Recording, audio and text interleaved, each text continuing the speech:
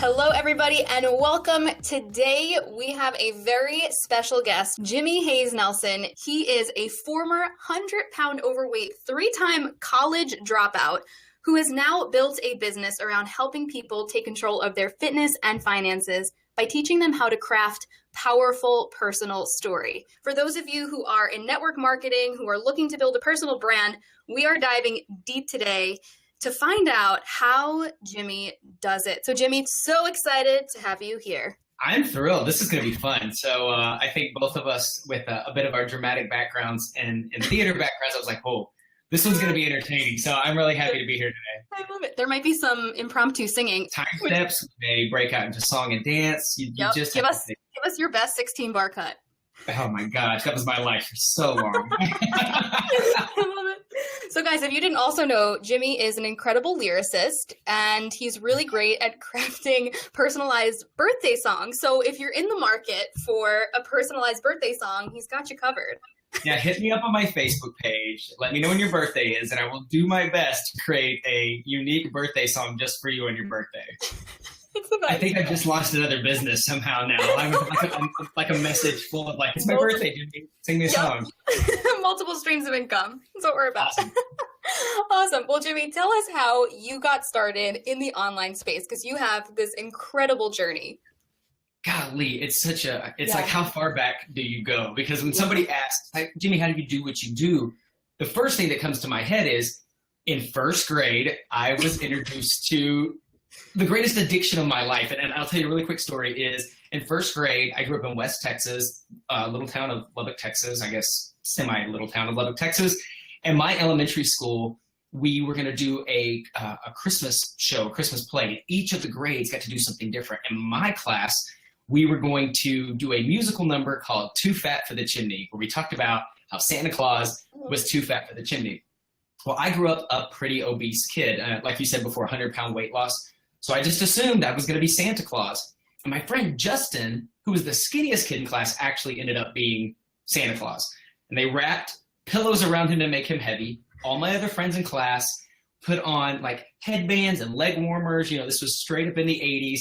And they were all upstage doing a dance number called Too Fat for the Chimney, aerobics numbers, while yours truly had to be put in like a onesie, feety pajamas with a drop bottom, down at the edge of the stage, and I had to sing the solo, Too Fat for the Chimney. I realized what I was put on this earth to do was to speak or entertain an audience and get an emotional response. The cool thing is that early in life going, I think this is what I'm designed to do. And also kind of hating the prison that you're in and feeling this is why I can't do it. Like I'm supposed to do this, but I'm 100 pounds overweight. I don't have a lot of confidence. I come from a broken home. I can't do this. And I don't know if you've ever felt that way where you're like, this is what I'm supposed to do, but here's all the evidence that I have on why I can't do it. And that followed me, you know, through life, growing up heavy, wanting to perform, wanting to go to college and go to other places. And we didn't have the money to go to this, you know, I didn't even have the money to audition for the schools I wanted to. So I went to a 2-year school here in Dallas, and that's where I am now. And it was go to school, drop out. Work at Disney World, quit, go to school, drop out. And I was a really great professional quitter. And I was great at telling you why it was everybody else's fault but mine. You know, that person's parents pay for their school. That person has advantages over me because of this.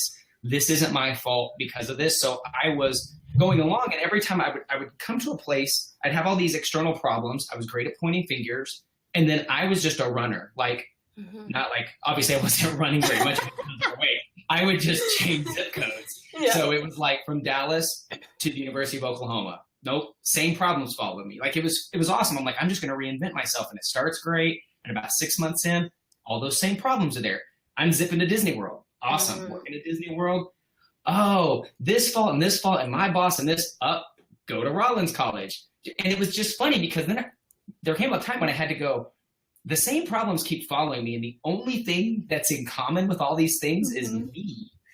And so for me, you know, finally moving back to Dallas, was so thankful. You know, I'd kind of given up on my dreams, my hopes, my dreams, what I wanted to do, started bartending, and I met a dude that was bartending that was losing weight, and asked him what he was doing. And that's where I was introduced to in-home workouts and lost the 100 pounds and really kind of accidentally stumbled into this business. I know this is a really long answer on how did you end up in the online space, but that's how I ended up in the business world. Everything that traditional school didn't work for me, the creativity of figure it out as you go along, that worked for me. And there was no quick success.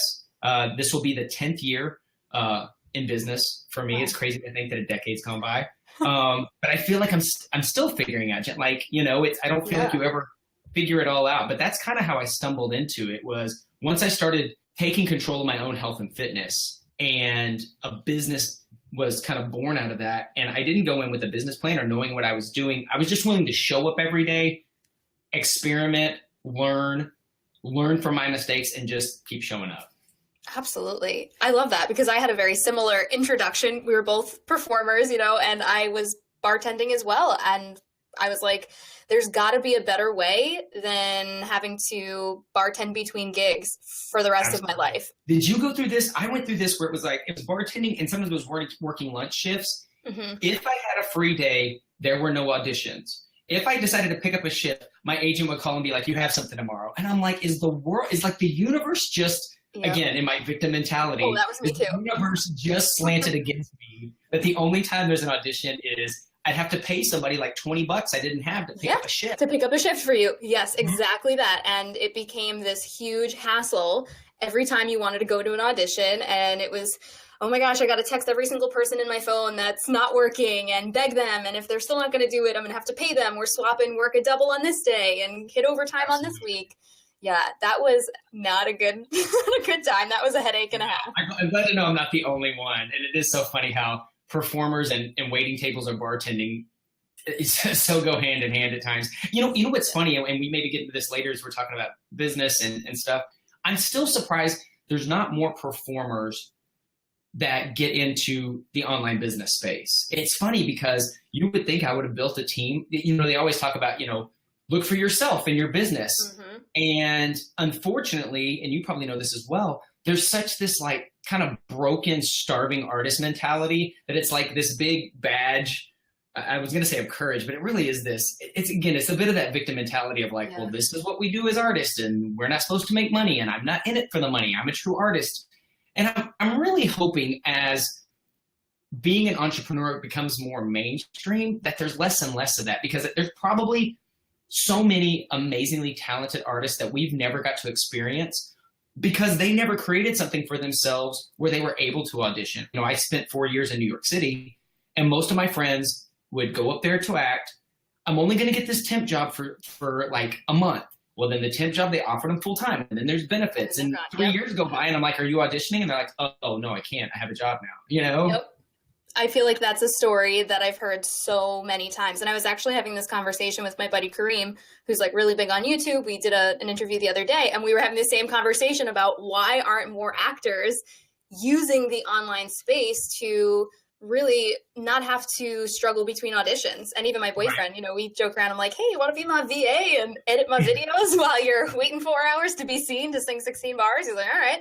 So, absolutely. There's so many opportunities to come online and do a lot of this kind of stuff. But there is a big stigma for a lot of actors that they don't want to be on social media. To me, it's just another stage.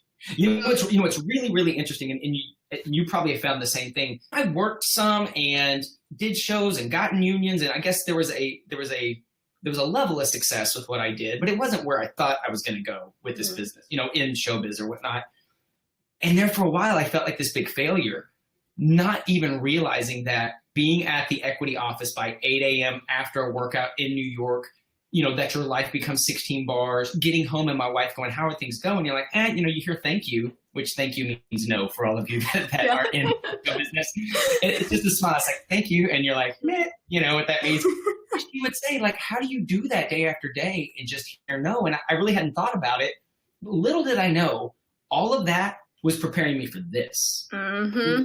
Not only to be able to hear no and keep going, but just honing those storytelling skills, the fact that I can jump on. So for some people, jumping on something like this and just jumping on live terrifies people. Yeah. For you and I, it's just like, okay, great. And it's not, and before people just go, well, you're just natural at it. It drives me nuts when people are like, Jimmy, you're such a good speaker on stage. I take that as a compliment. But people also don't realize that my first audition in college, I went on, you're supposed to have your monologue memorized. I went on stage, script in hand, and my right leg literally had like a shake twitch to it. And so I think it's just, we've had hidden hours. Now, we might not have known at the time this was going to build our online business, but all those hours, either in an audition room or at voice lessons or in scene study, they're serving us now, which I think is kind of cool. Oh my God, absolutely. And I was even saying to my business partner, Angie, that, I go to voice lessons every week. And she's like, what is that? Voice lessons? What do you mean voice lessons? And I was like, I don't know. Like I go, I sing, I do vocal warm-ups.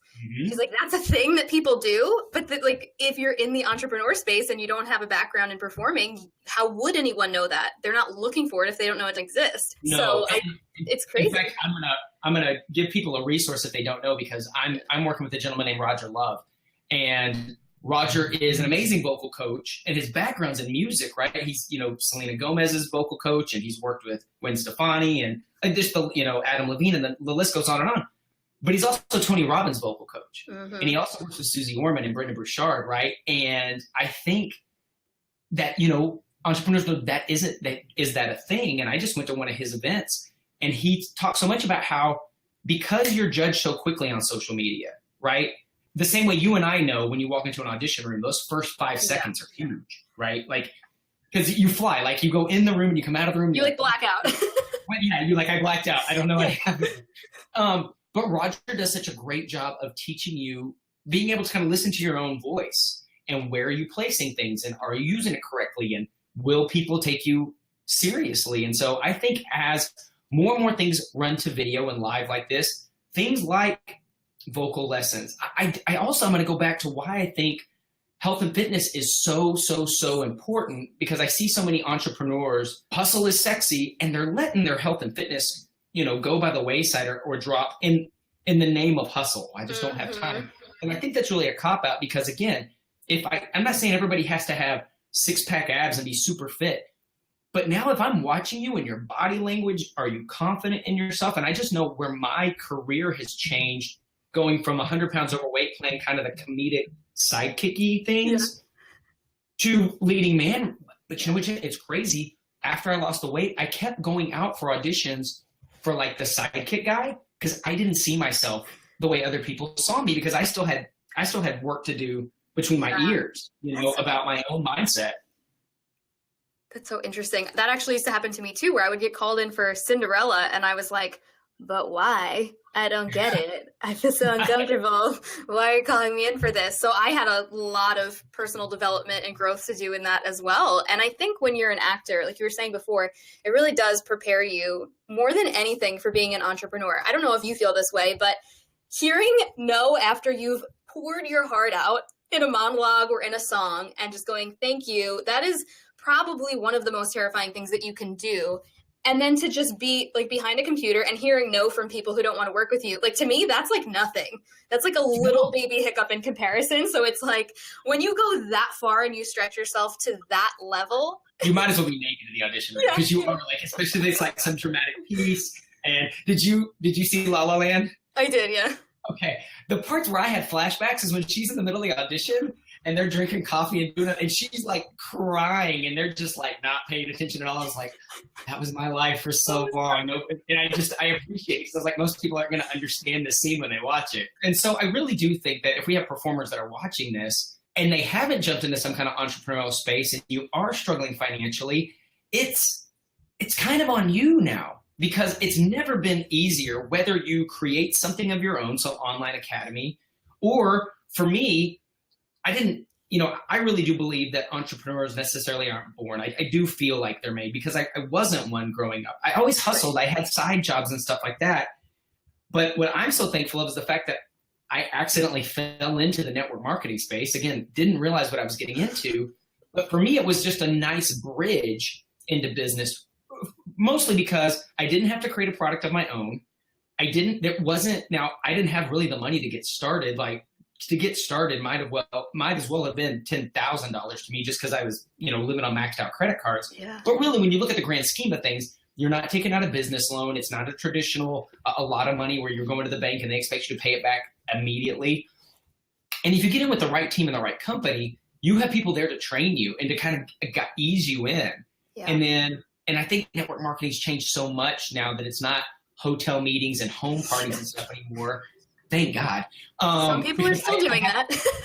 I had my share of hotel meetings when I first started. I hosted my own. In fact, funny thing, when I was in New York City, because when I got involved with Beachbody as a Beachbody coach, again, not realizing it was network marketing, because Beachbody didn't start as a network marketing company. I was just a customer. And I thought it was just a great idea the CEO had. I was like, oh, what a nice guy. What an original idea. I'll take my discount. But that was back in the day where it was like, well, this is what's traditionally done. So I used to go to Ripley Greer Studios, rent a dance space every Tuesday night, invite my friends, and I lived in Queens, and I would take one of the, those big IKEA bags, like the big blue ones. And so projector, like all our supplements and things, and I would get back on the subway, go into New York, set all that up, and then my wife and my best friend would show up, and sometimes we'd have a guest, and sometimes we wouldn't, and I would just practice my presentation over and over and over again. And it wasn't until you were like, how did you get in the online space? I was working on a TV show in New York. Do you remember Ugly Betty? Mm-hmm. Okay. So really good friend of mine from college was one of the stars of the show. And I was a Modi. I was kind of like one of the featured extras, like the guys that worked at the fashion magazine. But as you know, with TV and film, there's so much hurry up and wait. And so we'd sit in the green room while they're moving lights and stuff, and while everybody else is reading books or doing whatever. That's when I started jumping on Facebook, trying to find people that might be interested in what I was doing, because I was having zero success face-to-face, belly-to-belly. Nobody in New York, my other actor friends, didn't see the same potential of this thing that I did. Yeah. So I went on and and I don't know that you could do this now anymore, but I just started searching people's profiles that had the same interest in health and fitness, literally just friending them and starting conversations. Like, that's how I started online. And that's where I really got some confidence, because I was starting to think like, nobody else wants to do this except for me. I'm the crazy person that thinks this is going to work. But really, again, for people that are getting online right now, there's so many amazing little niches. It's so much easier to find people just like you online now than it ever has been. And I think that whatever business you're getting in, if you're jumping into the online space, that's got to make it easier than feeling like, if I go to the grocery store, well, how am I going to get the checkout person to ask me about my business? Like, that never felt, I didn't like that feeling. That was icky to me. Like, I felt like I was trying to manipulate every conversation I was in, and I didn't like that. So I like now that it's really easy just to find people that are looking for me. As I give value, we do interviews like this, and somebody goes, oh, I like her, I like him, I want to get to know more. And that makes this so much easier. A lot of the old school or traditional strategies in network marketing were someone standing 3 feet away from you, start a conversation with them, and this and that. And I mean, I work with people in Beachbody, Advocare, Juice Plus, Isogenics, all over. And I find it so interesting that each company has their own ways of teaching things. But whenever I talk to someone, I find that they're always convinced that is the only strategy. And I feel like it's my mission in life to be like, that's not the only way. You've been in this business for over almost 10 years. How have things evolved, and what do you think is the most effective way to really reach new people in this day and age? That's a great question. The first thing that just comes to me, and I'm sure Gary Vaynerchuk has said this and other people, is literally just adapt or die. Yep. Right? Because we can sit and go, oh, well, this is how it's worked in the past, so I'm just going to dig my heels in, and I'm still going to run. And same way, I've gone to conventions where there's still people that do hotel meetings and have huge success. Like, that's just their culture. And that's great. Like, it's just, I never had success. I just go, if somebody invited me to come sit in a hotel room, ballroom for 2 hours on a random Tuesday night, would I go? And the answer is probably no. But that doesn't mean it doesn't work for somebody else in some other culture. Some people still do home parties. I always think that's easier if you have something like makeup or wine or something. Like, coming over to drink a health shake, always in like the biggest party, and so it has changed a lot, because like I said, when I first started, I literally could search people that were using our fitness programs and start conversations, and nobody else was starting conversations with it. That it would probably be looked at a little spammy now. And you know what? I probably was a little spammy when I started, because I didn't know any better. Yeah. I'm going through a 60-day intensive training with some people on my team that are wanting to build to the next level.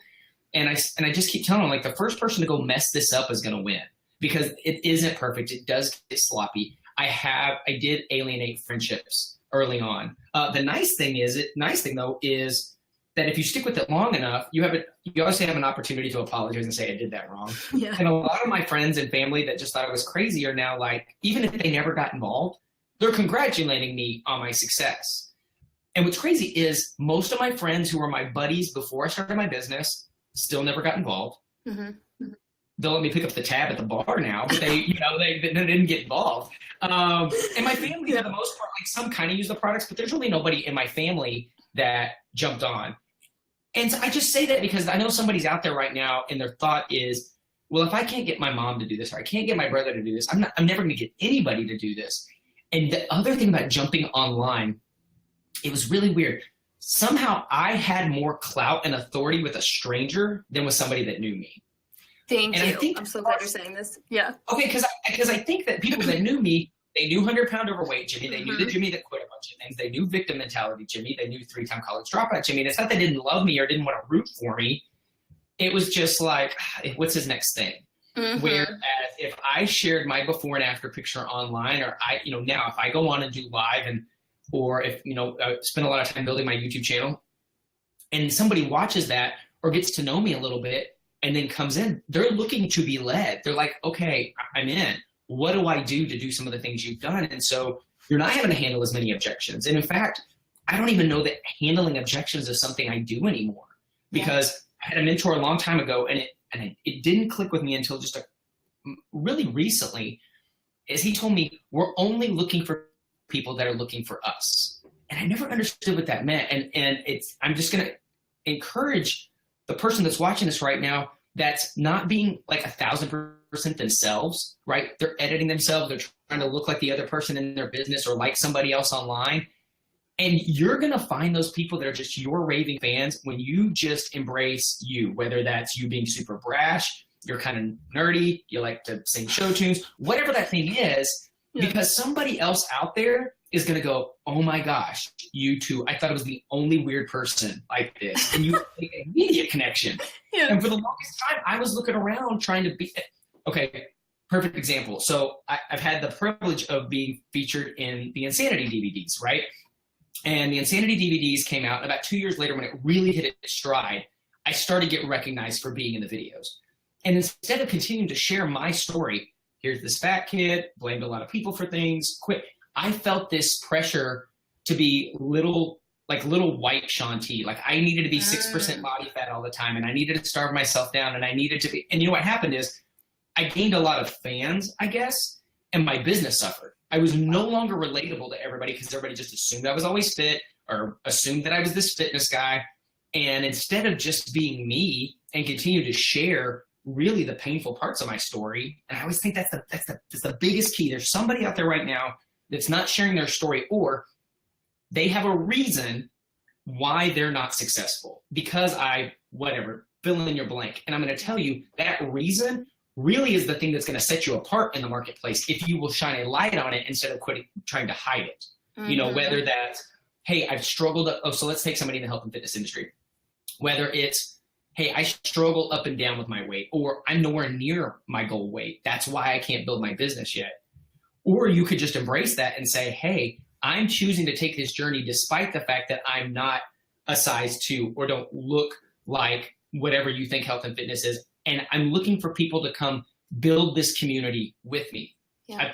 I've been reminded that people want to help build something way more than just be a part of something that's already established. Does that make sense? That's a good nugget. Right. Like if I walk into a house that's been built, I can appreciate the house. But who has more invested? The people that helped lay the bricks or the person that just got to look at the house afterwards? Yep. And so I just want to say that specifically for people just getting started in whatever entrepreneurial space they are, embrace the fact that you're getting started. It's like if you're at the grocery store and there's a long line and you're like, it's taken forever, and you're ready to cuss this guy up one side and down the other by the time you get out, and you get to the front of the line and he has this big in training button, your whole demeanor to you like, oh, bless your heart, I'll help you bag things. Aww. You give them all the grace in the world. Yeah. And I tell people that I work with, I was like, lean on the fact that you're new. Everybody thinks they have to be polished. Everybody thinks they have to look you know, and I understand, like, people go to my YouTube channel and there's some really polished videos. You watch somebody like, you know, the Daily V, and you look like you're like, Gary has a guy that just carries around a camera with him all day long.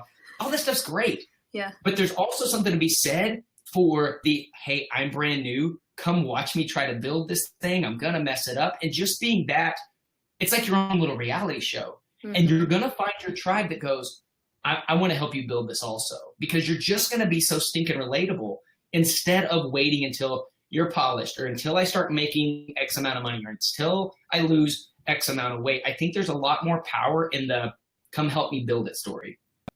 That's so powerful. And I think that puts a lot of people at ease just to be able to reframe it that way and know that that's not going to repel people, but actually could really excite people and make them want to jump on board with you.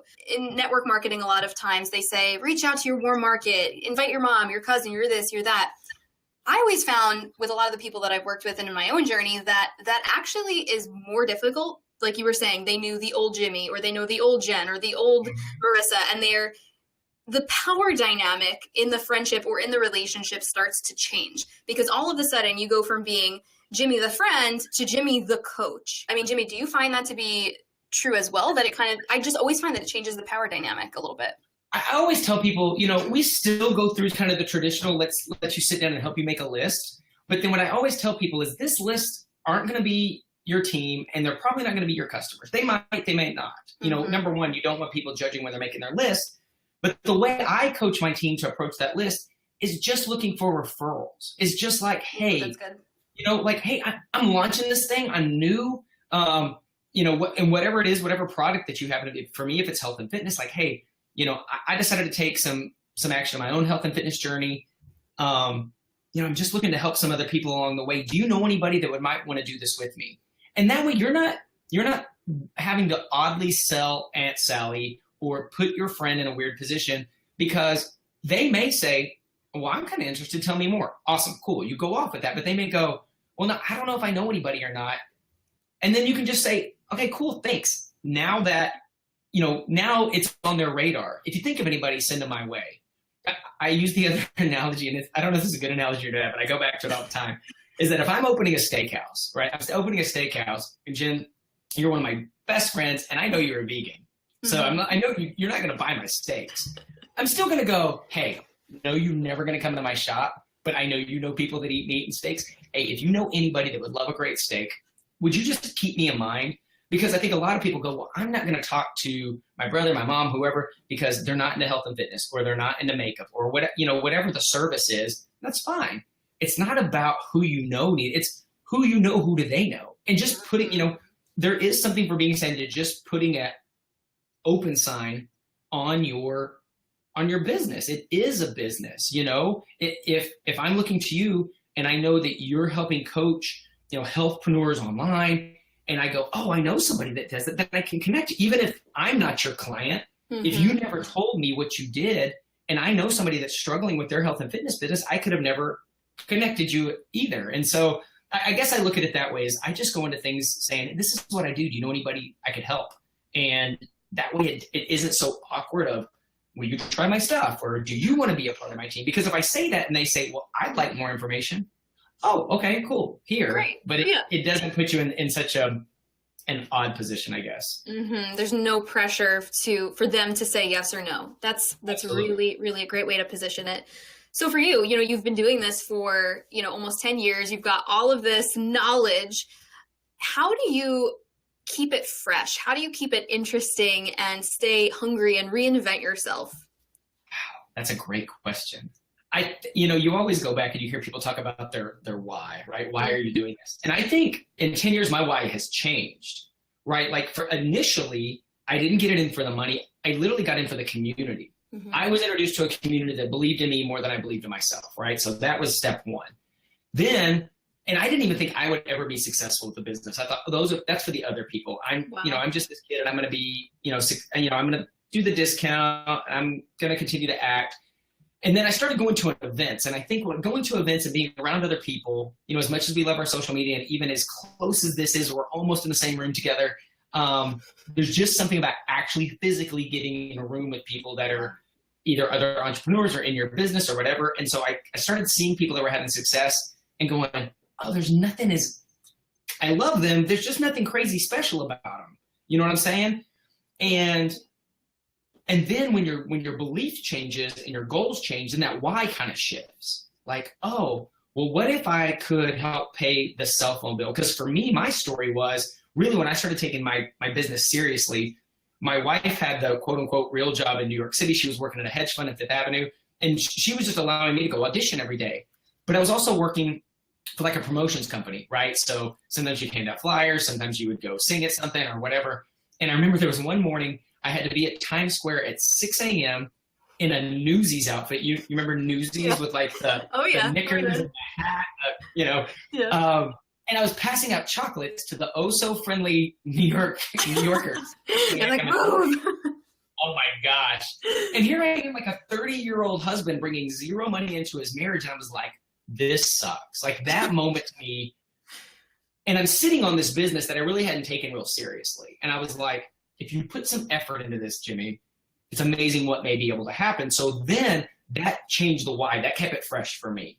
Then we moved back to Dallas and found out we were pregnant with our first child, with my son. My next why was, I don't want my wife to have to go back to work after her maternity leave, which I failed at. Like it didn't happen. One of the hardest days where I remember her maternity leave got cut short. And I remember dark 30 in the morning, she had an hour drive to work, handing me an infant and going, I'll see you at 5 o'clock tonight. Oh. And number one, that scared the fool out of me because I had an infant by myself for the day. And then I had done a lot of old school stuff, like on the phone with my business. Again, adapt or die, right? Yeah. It was, okay, if I want to be a really present dad with an infant, what am I going to do? So this is going to sound crazy. I was like, I don't want to ever be one of those guys that goes backwards in my fitness journey, because I need to be an example of that. So I started getting up at 3 o'clock. I'd get up at 3, do my workout. And I thought if I could do nothing else, I could send out emails. And I started blogging back then, because I knew the minute it was just me and my son, there was a greater than zero chance I got nothing done the rest of the day, because I wanted to give him my full attention. And so again, adapt or die. Yeah. And so, then we brought my wife home, and things continue to change, whether it's we want to live somewhere else or we want to give. Like, still one of the coolest things I think we've ever done with our business was my parents really have a heart for missions and have taken mission trips to Nigeria. We got to fund one of those. Like, wow. That was more though than paying off $60,000 of debt or anything else that we've ever done. The fact that I was like, here, Mom, go do what you're called to do was amazing. So I think for me, keeping it fresh is just I always think set a goal and set a timeline, celebrate it. Because some people never celebrate their goals, right? They just go to the next thing, and that's where burnout happens. Yep. Celebrate it, but then set something else pretty quick. Because you don't want to be the one-hit wonder. I've seen that happen in this business is, they come in, they hit a big goal, and they go, ooh, I've earned a break. And they break too long, and they settle. It's hard to, get back up off the couch. When you've sat too long and you've patted yourself on the back too long, you're never treading water in life. Fitness, business, spiritually, whatever. You're either getting better or you're getting worse. I totally believe that. And so I always say, set a goal. If you hit it, give yourself a set time to celebrate, and then start setting the next thing and go chase that again. And I guess that's what's continued to keep me going for 10 years. You are a top network marketing professional, but you also do a lot of other cool, fun things. You're a keynote speaker. You are like a storytelling ninja, and you've got this great YouTube channel that you're growing. You're coaching people all day long. So is that also kind of allowing you to continue to be creative, or, what is the thing that really you feel like right now is lighting your fire? Yeah, I think it's both of that.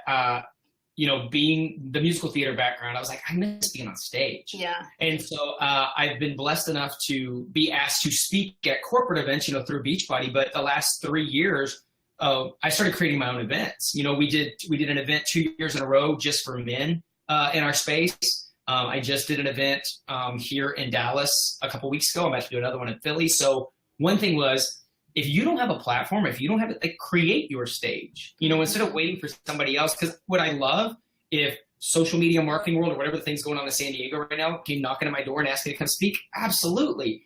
But in the meantime, until somebody's banging down my door, I can wait. And again, I can wait and sulk and be like, I'm better than that guy and that guy and that guy. Or I can just go make my own stage and create my own events, you know? And so that's been something. The YouTube channel has done really, really fun. You know, I started a vlog series called Well Crafted. Me and my videographer, Philip Hartshorn, have been working together for about 3 years, and he's an amazing filmmaker. And so I wish he would move from New York City down here, because then I would do. He's my D-Rock, man. And oh my God, awesome. He would follow me daily. He makes amazing videos himself.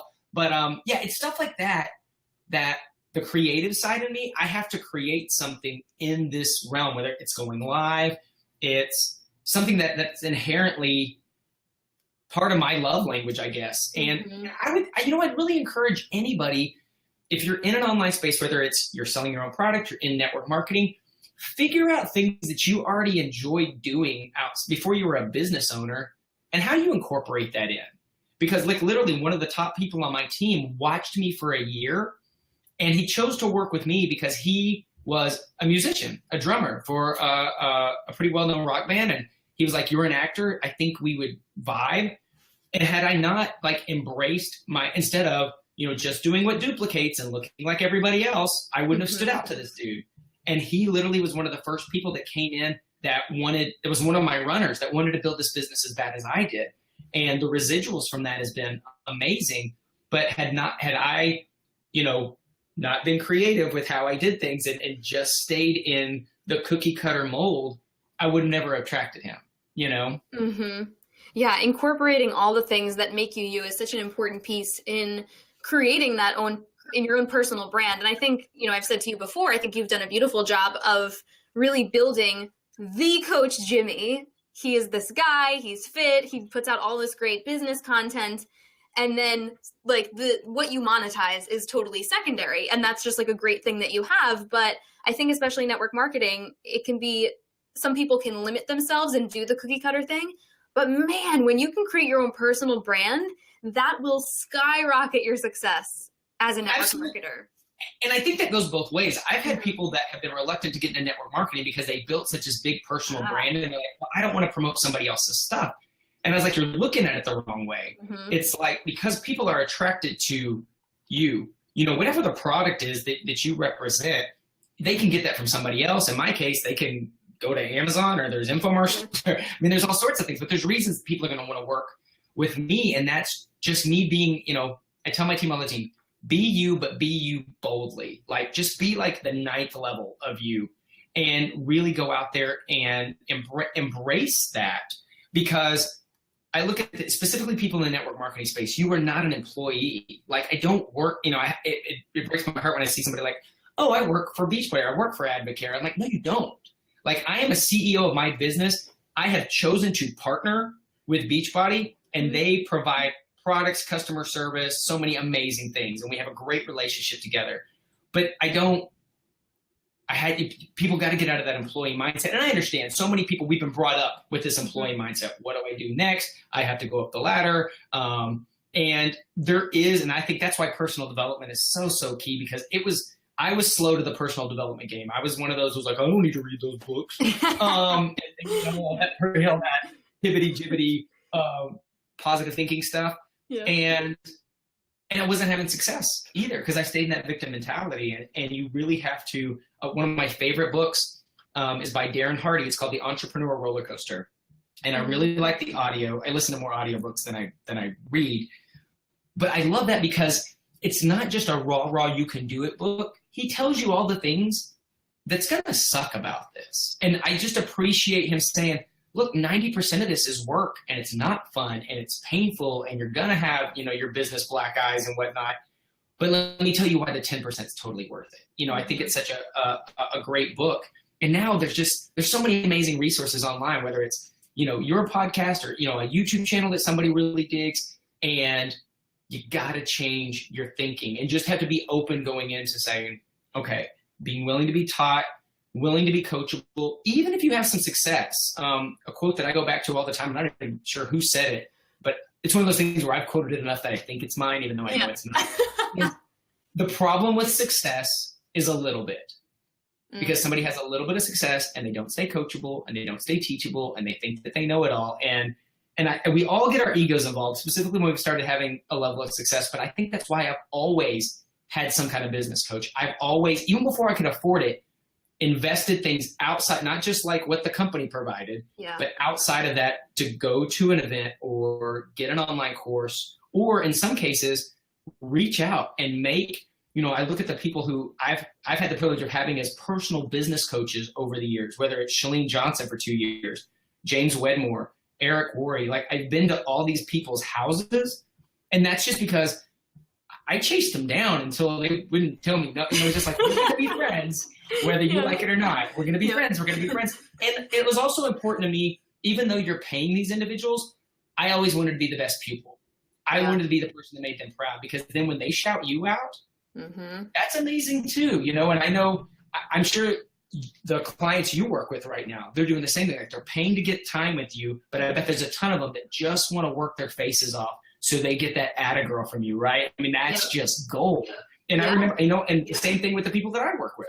Yeah, your team shows up because they're like, I want to make Jimmy proud. I think I will always have, whether it's a long distance or in person, some kind of coach. I don't think any of us have ever arrived. And I love when I find that the people that I'm paying to coach me are paying somebody else to coach them. Because I know that they're still being, if my coach is coachable, that's pretty awesome, Absolutely. Because you want to know that you're working with someone who is constantly adding to themselves. Because like you said, we never stop experiencing that growth. And the moment that we decide that we've arrived and we're the best and here we are and I've got it all figured out, that's the moment that you're done. Another book by Darren Hardy is The Compound Effect. And it's kind of that same thing.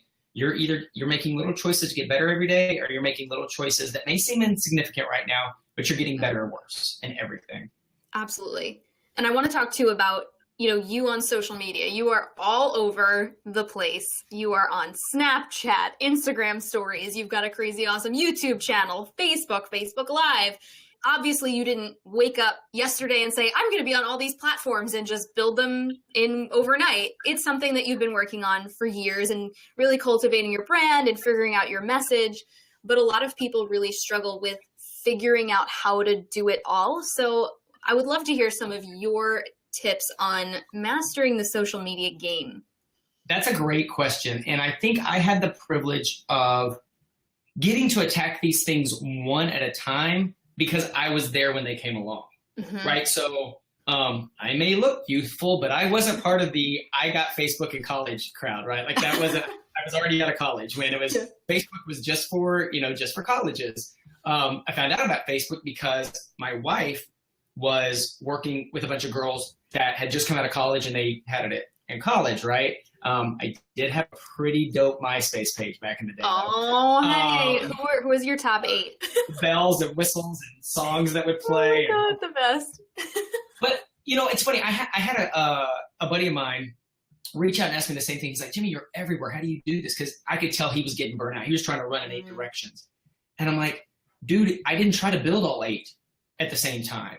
It literally was, and I have to give Chalene Johnson a lot of props for this. It was go in, figure something out to where either I could get it to where it wasn't a struggle anymore, or I understood it enough that I could outsource pieces of it and then move on. And then move on. So it wasn't that I was trying to build Facebook and Instagram and YouTube, and then Snap comes on at the same time. And so now it's really easy for somebody to look and go, well, Jimmy, you do it all. Yeah. But I also go through seasons of what I'm paying attention to. Like probably right now, my Coach Jimmy Facebook page, it's kind of lonely over there. If anybody just wants to stop by and just say hi, just so I know somebody sees something, like if there's some organic reach, I appreciate it. But I do have on my schedule, so I know like when I wake up, I have a crazy morning schedule where I get up at about 5 in the morning and do my personal development, get my workout in. And I know right after my workout, I post to Instagram usually about twice a day, once right after my workout in the morning, once in the evening. So there's certain things I have systematized, but there are seasons where I'm like, okay, the next 2 months, I'm going heavy in YouTube. Mm-hmm. Well, something like YouTube, you can a little bit set it and forget it. Like that can grow without you having to be so interactive. It isn't Facebook. It isn't Snapchat, right? Mm-hmm. But I would really, what I always tell people is the first thing, if they're like, where should I build my business? I said, where do you spend the most time yourself? Like if you're kicking it on the couch and you have nothing going on, what do you open it up to? And for some people, it's like, oh, it's Pinterest. Cool. Well, then go do that. I never voluntarily spent any time on Pinterest except for the time I was like, oh, we're supposed to build Pinterest, and it like didn't hold my attention. Yeah. I know for some women, like that's their jam. And I was like, I would encourage you, go take the training of the one you already kind of know. You know the ins and outs. You know, like if you've never snapped in your life, I don't know that Snapchat's the place to start. Even if it's the hot one right now, I think you can. There's still eyeballs in whatever one you use. You know, early on, Gary Vaynerchuk's book, Crush It, really helped me find a lot of my business builders on Twitter, because he taught me how to find conversations people are already having.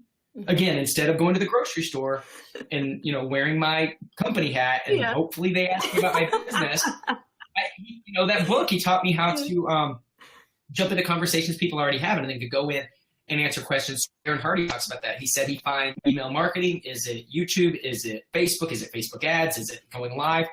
And it's something along the lines of he buys like the top 2 books, the top 2 online courses, and goes to one live event, right? And it's just focus on, I'm going to get better at this one skill. And I really would encourage someone to do that. Like, if you're like, man, I love Instagram, I just don't get it. Cool.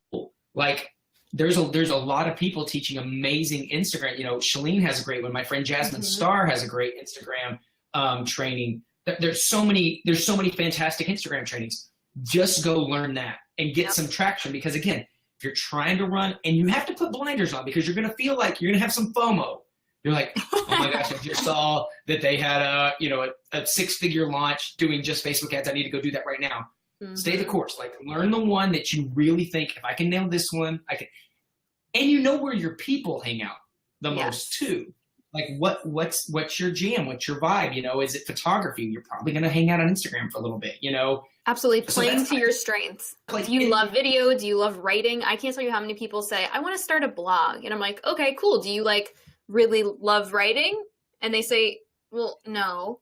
I'm like, okay, well, why did you think you should start a blog then? And they're like, I don't know. Like, I saw some other people had one, so I thought I should make one. I'm like, well, what do you enjoy? They're like, I love taking pictures. I'm like, do that then. Go all in on Pinterest or Instagram. In fact, the evolution of my blog, if people go to thecoachjimmy.com, most of my blogs now are an embedded video with some kind of transcription underneath it. Smart. Because to sit down and look at a blank page makes me sweat sometimes. But I clip, I see that green light or that red light go on, and talking's fine. I can do that. Yes. Or a podcast, or taking the video, and then you can get creative. Like, okay, if I can take a video, pull the audio, and that's the podcast. I got the video version, and then the transcription of the blog post. Then you're getting ninja skills, right? But I really would go figure out the one place. What's play to you first? Like, what's just. My assistant is one of the greatest copywriters, and I'm like, I'm going to write this email. And what she'll do is ask me 4 questions. She's like, well, what about this? And I'm like, well, blah, blah, blah, blah, blah, blah, blah. And then literally like 10 minutes later, she's like, you have an email. And it's gorgeous, and it's written out. And I was like, that would have taken me a day. To her, it's just play. That's easy for her, And so I say, start with what's play for you. Like right now, I keep saying I'm going to go live more. Specifically, like watching you and Angel. I'm like, God, I got to get live more. Those girls are killing it. And my assistant keeps going, we literally have I use this thing called Google Keep. It's kind of like Evernote, but I have just video topics in there. She's like, just go in there, pick a topic, and go live for 5 minutes a day. I'm like, I know. And you would think for me that would be the easiest thing to do. It literally, when I turned it on, I'm like, oh yeah, that was fun. But if it's writing, even something like if people like to write, I love. Do you ever play around on Medium.com? No. It's like short form blog posts, and it's great. And what's really cool is when you go to somebody's post, it tells you it's like a 5-minute read or an 8-minute read or whatever. Oh. So it's not long form blogs. It's in some cases, it's about the length as like a long Facebook post would be. Some of those people are like, long post warning, and it's like, yeah. That makes a good medium thing, and that's a great place. That's something somewhere somebody could build a platform. You're not having to pay blog fees. And if you do it enough, Medium does a great job of highlighting the people. They send out a little newsletter once a week of like, what's new. They do a great job of highlighting the people that continue to contribute to Medium.com as well. there's options to share to different social media platforms as well. But it's medium.com. They have a great little app.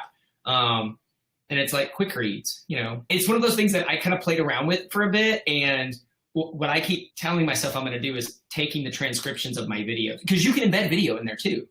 So it's literally what I'm doing on my blog. So it's kind of what we're already doing at becoachjimmy.com, but it would be real easy just to take that same content and put it over there. So again, it's just different eyeballs, right? That people that may not come find your blog via SEO, but they're already a member of this. They're already a really loyal medium.com community.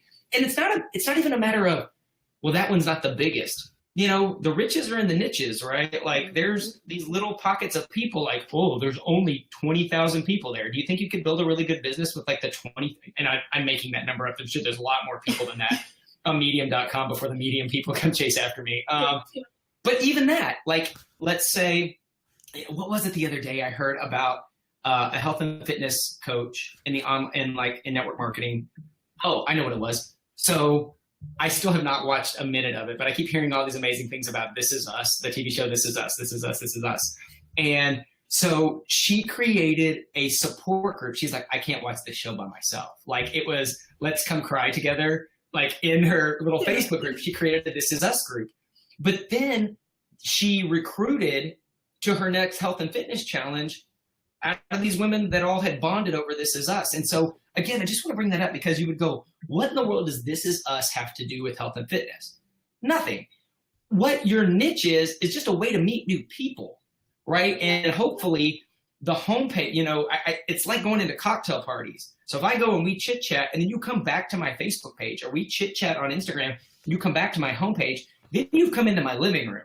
And hopefully somewhere there, you're going to know a little bit about me, my family. Oh, he's into fitness. Oh, I see business coaches. What does he do?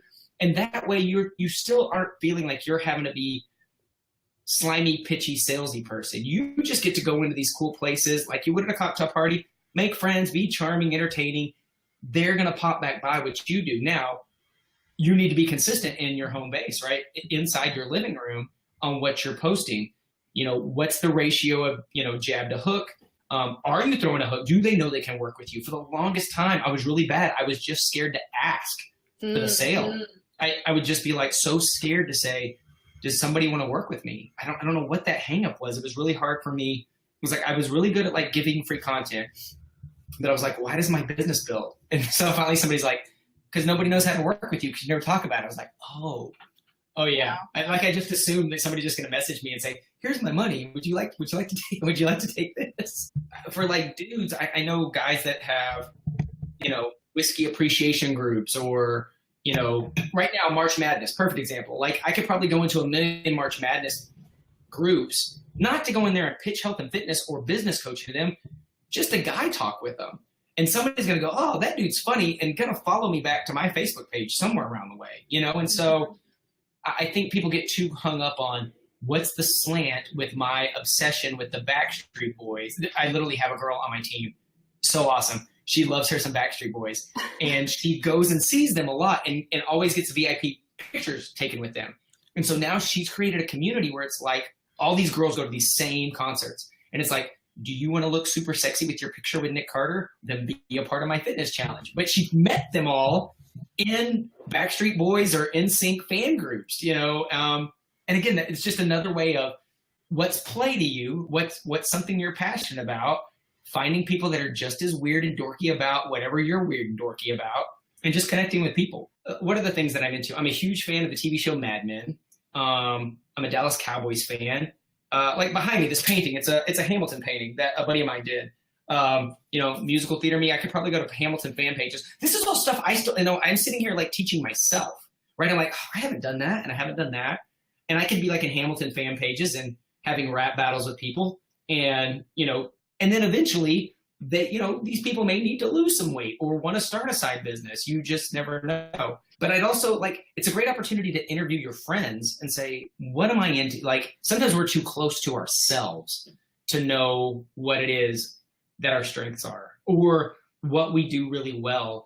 We downplay. We're like, well, that's not a big deal. Well, it's not a big deal to you because it comes really easily to you. One of the first things I ever did was when I started learning how to meal prep, and the fact that I could meal prep an entire week, in an hour on a Sunday, didn't seem like a big deal to me until somebody else pointed out that you could teach somebody how to do that. Not everybody can do that. So there's something you do, whether it's a makeup tutorial or this is the way I do my hair, or here's cleaning or organizing tips, or this is how I pack, this is how I never have an extra carry-on. A buddy of mine who I work with as well, he has mastered points and travel, like how to get free travel, like how to get upgraded all the time. And he's always flying first class. And he has this entire system on kind of how to game the point system on credit cards or rewards points and stuff like that. And I was like, dude, that's a business in and of itself. But there's also ways that he could teach that and still tie in his health and fitness business. His name is Michael Harris. And I've just continued to encourage him, like, hey, teach this. Let's say you connect with him because of travel tips, but then it's like, okay, do you want to look amazing on your trip? So you're going to take a trip to the Bahamas. You probably also want to look good in your bathing suit. I also help people with that. So there's one or two ways there. Like, he could just create those products just to teach people how to game the system. But he also could use something like that and tie it into his health and fitness business. It just depends on how far he wanted to go with it. Yes, these are such great suggestions, really getting people to think outside the box a little bit. Angie and I, we were coaching this one woman, and she said, I don't know how to blend my expertise. I'm a banker, and I also do beauty pageants, and I'm also a Beachbody coach, and I do fitness and health challenges. So do these things relate? How do I make this work? And we asked her, and we said, well, how much does it cost for you to do a pageant? And she said, well, at the very top levels, it costs around $10,000. We're like, whoa, dude, why don't you run a group that markets specifically towards pageant women? And then inside that group, in addition to giving them the health and fitness stuff, because they're going to need that before they step on stage, they're going to need to get in shape, why don't you also provide for them various budgeting and financial savings tips so they can figure out how to pay and budget for this pageant? And she was like, oh my God, how did I not think of that? But that's really the magic in learning how to stand out in the world of network marketing and just in the world of online business.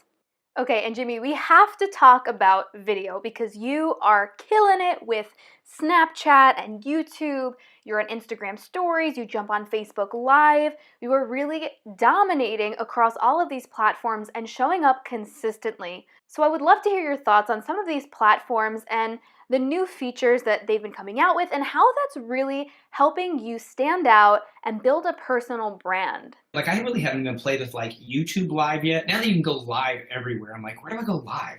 Live on Instagram, you can save it now. The only thing I don't like about live on Instagram is once it's gone, it's gone. Like, if somebody happened to be on Instagram and popped in right then, you can repurpose it now because they allow you to save it to your camera roll.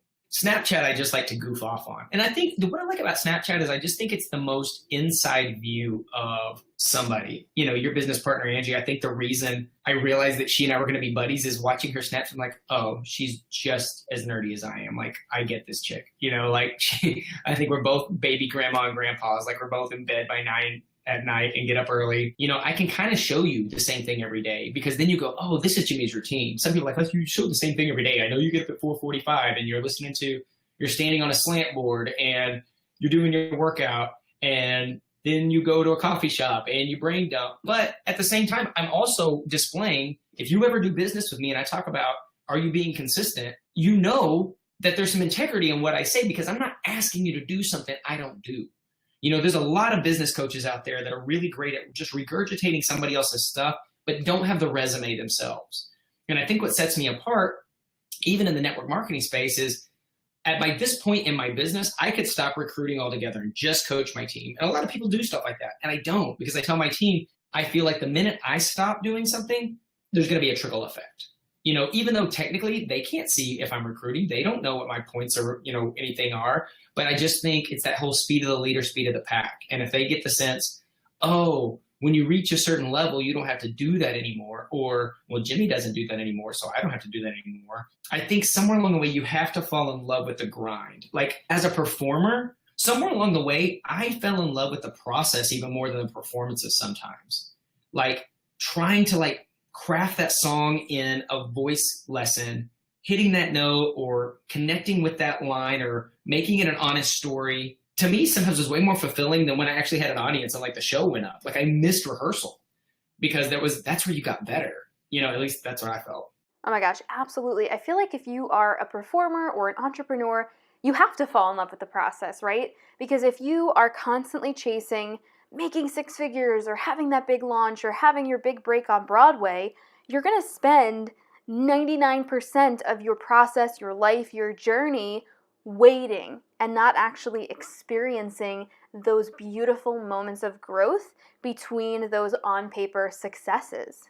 I want to jump back quickly because one of the biggest things that I hear from people is, how do I stand out? How do I attract business builders and recruit people into my business? So I'd love to get your perspective as someone who has been in the business almost 10 years, who's hit the very highest rank that you can reach in Beachbody. What are some of the biggest mistakes that you see people making, and how can they more effectively use the tools that they have to grow a team? Yeah, I think so many times we're too close to ourselves. Not only we either downplay our story, right? Well, that's not a big deal. I only lost 5 pounds. I only made this much money. Where like to somebody else, that first 5 pounds would mean everything, or that first $100 could, represent something really big. But I also think, like, what is part of what are you already outside of your business? So if you're a health and fitness coach, well, what else are you? For me, like, okay, I dig the TV show Mad Men. I'm a Dallas Cowboys fan. I can recite a lot of 1990s rap songs. I couldn't remember. I dropped out of college. I couldn't remember like important things like that. But I know most of the lyrics to Bust a Move, or Rob Bass song. Why? Don't know. Don't know. Like, they'll come on. I'm like, why do I know these lyrics? And so, but the cool thing about, the online space now is I could go to Facebook and find groups of other nerdy people in those areas that, like Don Draper just as much as I do, and are worried about, what are the Cowboys going to do at right tackle, and somebody else that would want to like sit and rap crisscross with me. Like, I'll get to know those people, even if it has nothing to do with my coaching business, my health and fitness business. It's just meeting new people. It's never been easier just to connect with people. And one of the things that I used to say, and I still do, and you can fudge the numbers however you want to, but I remember when I was first getting started, it was like, I want 10 to 15 people online to know I exist today that didn't know I existed yesterday. Not to do business with me, not that I'm putting a business in front of, just to know, oh yeah, I know who that Jimmy guy is. There's so many ways of doing that. And it usually has nothing to do with your followers. It's you being proactive into communities that already exist, going to somebody else's Instagram page, going into somebody else. Just don't be Spammy McSpammerson. You're going in there to participate as an active member of that community. Then you make those connections, and maybe you end up chit-chatting in a Facebook Messenger or connecting on email, or just simply you are adding value to that group, and they come back to that Instagram homepage. They come back to your Facebook page and say, oh, they also do health and fitness, or they also do makeup tutorials, or whatever it is but it may have nothing to do with the group that you actually met in. Yes, this is so good. For those of you listening, I challenge you to sit down and write out a list of the things that you love, the interests that you have, so that you can start thinking about where you can connect with new people to really expand your reach. A lot of experts in the business world give the advice, add value, right? We hear this all the time, but value, it really needs some kind of context. Interesting, relevant, valuable content, it varies depending on who you're talking to. So in the fitness industry, value is going to vary depending on if you're talking to a new mom who's dealing with postpartum depression, or a bikini fitness competitor who's 2 weeks out from their first show. So for someone new to online business who maybe isn't yet clear about the specific problem they solve, the client that they want to serve, their niche, their expertise, how to use and incorporate story to attract their ideal client, when we tell them to go add value, that can feel really confusing and overwhelming. Like, oh, where do I start, right? So where does a newbie start? What is the first step that they can take in uncovering how to create valuable content? Well, one thing you can do, if you have an audience, is ask your audience. A lot of times, simply asking, what do you struggle with today? How can I help you today? I think it's even better if you can get more specific, whatever your product happens to be. For me, maybe it's, so one of the reasons, so I created this guide that helps people achieve their goals and really stay motivated. So because I ask people, why do you follow me? Is it for health and fitness tips? And my audience really doesn't. They're like, Jimmy, we find you motivating. I'm like, okay, well, then, why do you feel like you're not motivated? Or, and then I also have to think, why do I not struggle with motivation? And what is it beyond that thing? So you have to really think about, when you're talking about adding value, is what's the problem? And maybe that's interviewing some friends of yours. Maybe it's asking, what is it? Because again, we're too close to ourselves. What is it that you think I'm really good at? Or what do people come to you and ask you about? And then if I'm in one of these other groups that had nothing to do with my niche, I'm still looking to add value. Like, oh, did you see this video? Oh, I found, and don't have such an ego that you can't share somebody else's content because it may help your audience, right? Even if it's in your field, maybe if, I'm in health and fitness and I found some awesome or some really motivating CrossFit video, and CrossFit isn't what I'm selling, but I'm like, oh, I know you struggle with motivation. Watch this like rap video with all these CrossFit guys. And if you don't feel like going out and getting your 2 miles in or push and play on your insanity workout or whatever, like you're going to have to check your pulse. This thing's amazing. And so that's where I always just think, what helped me today? And sometimes it's not what I created. So I think it's a mix. Yeah, because I think a lot of times, and I think what you said, you kind of nailed it, that it doesn't necessarily have to all come from you. There's less pressure because when you're thinking about, I got to make content every day, like that can be a big pressure. But if you can share something, you find something somewhere else and share it back to your Facebook page and say, hey, we were talking the other day about XYZ and that's helpful. There's something to be said to be a collector of amazing content and sharing that, even if it's not all yours, specifically if you're getting started and you're new. Now, as you get better and you kind of work that content muscle, that part becomes easier. But early on, if you're like, I don't know what to post and I'm running out of infographics, or, everything I make on Canva looks awful because I don't know how to use that yet, or whatever you're doing, I think leaning off somebody else and sharing, obviously giving credit or using the share button, don't rip it. That drives me nuts. Or if you're on Instagram, use the repost app. So you're giving somebody else props, but there's something, you're still a valuable piece because you're bringing something of value to an audience that may not have seen it unless they were connected with you. Absolutely. Being a research expert is huge. Some of the top New York Times bestselling books, most popular Instagram accounts, top podcasts are built on collaboration and featuring other experts who are sharing their best stuff. I mean, there's so much content out there. You don't have to be the originator of everything. So Jimmy, to close out, what is the best piece of advice that you would give to a new entrepreneur? Think long game. Be in this for the long haul. In a training I do with my team and the event that we did here in Dallas and when we're doing in Philly, one of the keys of this thing we call the playbook is be here a year from now. And if you're coming into something of, I'm going to try this or I'm going to test this, I have my door here in my office. And usually when I'm making this point, the example is I roll back and I grab the door handle and I say, so many of you are running your business like this. You're gripping that back door handle. And I said, if you're running your business with your hand on the back door, you should just go ahead and get out. Like save yourself a lot of pain and money and time and whatever, because if you're running your business with your hand on the back door, you're looking for an excuse to bail. You're waiting for the first tech glitch. You're waiting for the first customer service thing to go wrong. If, like you're in a network marketing space, that the corporate entity didn't do something right for you. You're waiting for that first hater comment. You're waiting for something for you to go, I knew this wouldn't work. That's what you're telling the universe by having your hand on that back door. And I can't tell you I came into this saying, man, I'm going to be in this thing for 10 years. But I know, and it wasn't conscious, but when I go back and go to the beginning, there was no, I'm going to try this for 30 days. What I realized for me is I found a community that I was better in than out. Like they made me better. They believed me better. So in my head, it was like, why would I ever, even if I never make $1 with this, why would I ever not want to be connected to these people that love me so much and want to cheer me on? Like, is that worth whatever my business fees are a month to be a part of something like that? For me, that was yes. And the minute I let go of I'm just going to try this for 30 days or 60 days or whatever, it also freed up the fear of making a mistake. There was never anything, and trust me, I have messed this up more ways than most people can probably ever think or try. But there was never going to be the catastrophic moment I couldn't recover from. There's things I put a ton of time and money into, fell on its face. And it's frustrating, but you pick your pieces back up and you're like, okay, let's try again. Because it isn't about success and failure. It's just about information. What worked, what didn't. And one of the things I tell my team all the time is learn, do, tweak, right? So if you learn something, number one is activate it quickly. Because there may be somebody I say, well, did you work your business today? They're like, yeah, I watched 8 YouTube videos. Nah, you really didn't work anything today. Now, you learned some stuff probably, but until you did it. And so I'm like, one thing I think that's really worked for me is I've been a quick implementer. Even if it's ugly, even if it wasn't good, I at least threw something against the wall to see if it stick. Learn, do, and then take the information back from that. And it might not be the fact that you totally blew it.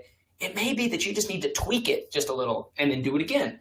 So if you go in with long-term goals or just saying, hey, I'm in this for the long term, right? Be patient. I saw a Gary Vaynerchuk shirt today that said something about be patient or quit. I'm like, oh my gosh. I get mad. And I'm like, there's phrases that I'm like, that should have been mine, Gary. But be patient or quit. Like 10 years in this. And I've seen people in my business have bigger teams and make more money than me in 2 years. And that's possible in this space as well. But have the mindset of you're in this for the long term and then sprint and run like your hair's on fire as well. So you're thinking short game and long game at the same time, but just give yourself time. There isn't like, that's the cool thing about being an entrepreneur. Nobody's going to come fire you. Mm-hmm. Like just be in it for the long haul, be teachable and keep showing up.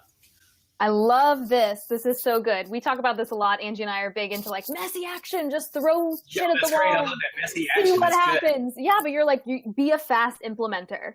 Like, I think that's even a great mantra. Like, you wake up in the morning and you're like, I am a fast implementer. That's good. Like, that's super empowering, right? Because so many people, they get stuck in information paralysis. Like, if I had $1 for every time someone told me, I'm overwhelmed, or I'm stuck in information paralysis, or I'm having squirrel brain syndrome, like, I would be a multimillionaire right now. Can I tell my team knows how I hate the O word. And I'm like, no, not that O word. It's because in my big mantra, my t-shirt that I'm going to make is overwhelmed as a choice. And It literally is. That's just an excuse not to take action. There's so many things. Well, then genius, make a list, figure out which one you have to do first. And overwhelmed is a choice. Mm-hmm. Like it's a cop out and a reason not to take action at all. To just go, I'm overwhelmed. It drives me nuts. Like that's when I want to I'll get in a fist fight with somebody in the alley about overwhelm. It drives me bonkers. Yep. And I find that a lot of people, when they get into that state of overwhelm, instead of taking action, they're like, I'm freaking out. I'm just going to read another personal development book. Or take a nap on the couch. And I get it because I used to do the same thing. If I felt like I needed to go 8 directions, it was so much easier to just go take a nap on the couch. Specifically, like back in the day when I was building my business with an infant at home, I'm like, well, he's napping. I could nap right now. So I get it. Guys, this is a great little nugget. Seriously, let that become your mantra, that you're just going to jump in, throw spaghetti at the wall, see what sticks. Because if you don't actually put anything out there, you have nothing to edit. Let everything that you do be a draft. Everyone is trying to be perfect, but you're never going to have all your ducks in a row. Absolutely. You keep showing up. You keep showing up, and it's never pretty. Like, I don't know that I've ever felt like, well, I got this down now. Like, every day is just a bit of like a stumble, a little bit of, it's Bambi on ice a little bit, right? Like, you're not quite sure, but you keep jumping out there, That's the best, Bambi on ice. I think you need a shirt of just like Bambi, just like entrepreneur, and it's just Bambi on ice, right out of the ice. This is get the rights from Disney. That's our next business. Oh my gosh, I love it. So good. So Jimmy, where can people go to learn more about you? I got 2 places they can go. If they just want to know more about me in general, they can go to the blog, which is thecoachjimmy.com. If they want a really awesome tool that they can use and they feel overwhelmed right now and they want to achieve some goals, I have a free goal sheet. It's literally a guide to help you achieve any goal. And that is at motivationmust.com. The word motivation, MUST.com. You can get that guide there for free. Awesome. So I will link that up in the show notes and share that below for you guys.